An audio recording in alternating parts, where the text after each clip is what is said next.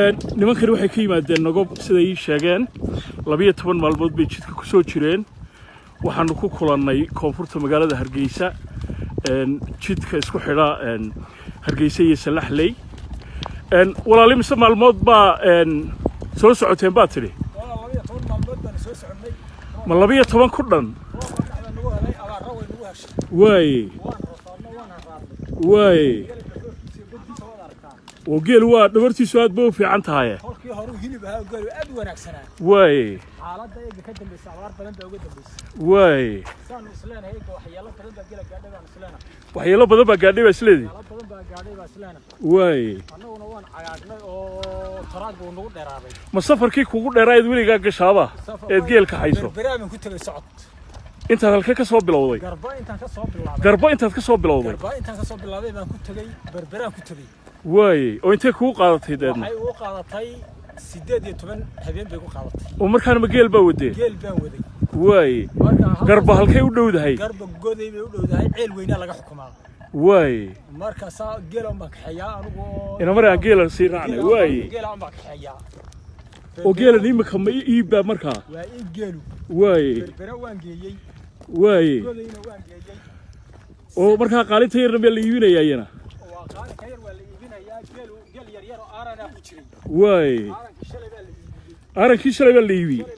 waxa geel lagu iibsaday ma dhaxda halka dhaxda laga horiyay way qaalinkan marka meera galwaag uu noqdo annagu noo soo haray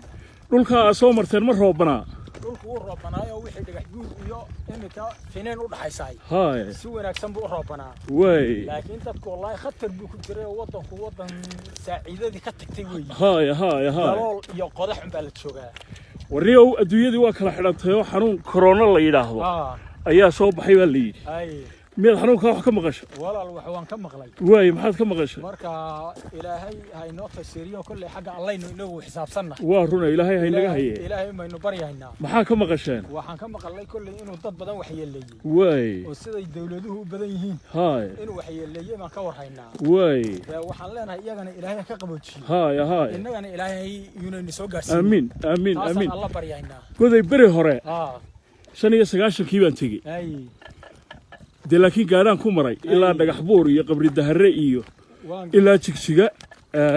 deenda dir dhabaan uga sii gudbay waan gartay bariga col iyo abaar baa dhulka ka jiray waan gartay imika xaalku dhulka soo martay sidoo ahaa walaal wallahi dhulku waa nabadgeliyo waa habbi ilaahay baa lagu xamdi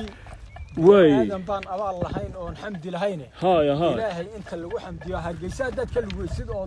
luku gashid gaday haay xadan u soo leexay cid wax ku siiso weeye cid ku tiraa soo weeco way wadanku waa nabadgeliyo ma sha Allah dadku waa walaalo ma sha Allah waa aabiyo hooyo meesha tagtid goosha ku taal ma sha Allah nabada ku taal ma sha Allah walaal bariga aad ii sheegtay inaad ilaa berbero lugaysay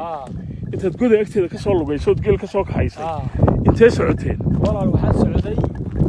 18 beri iyo 18 koodii maalmood baan socday gow waan lugeynaya qadim baan haa weliba waan orday way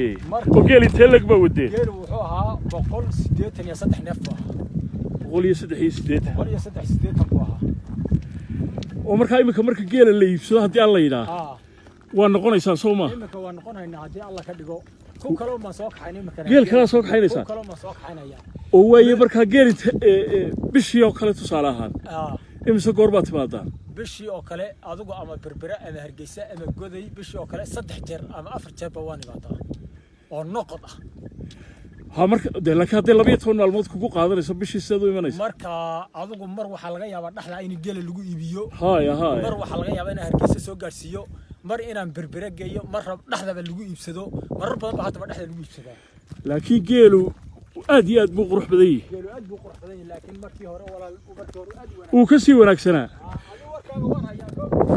maxaa tii igu celintaa warkayga waad haysaa waad mahadsantahay walaal waad mahadsantahay caalamka ma taqaanaa warkaaga waa intaan xitaa indhaha ka arag dhagtay ka maqashay waad mahadsantahay si fiican warbaahin fiican baa u geysaa waad mahadsantahay walaal nasiib wanaag aniguna maanta waan kula kulmay khayr baan kuu rajaynayaa ilaahay idinkii walaal bulshadana si fiican baan u gaarsiinayaa ninkaasaan arkay oo hor istaagay oo si dheef hor istaagay baan gaarsiinayaa ما شاء الله خير baan walaal kuu rajaynaya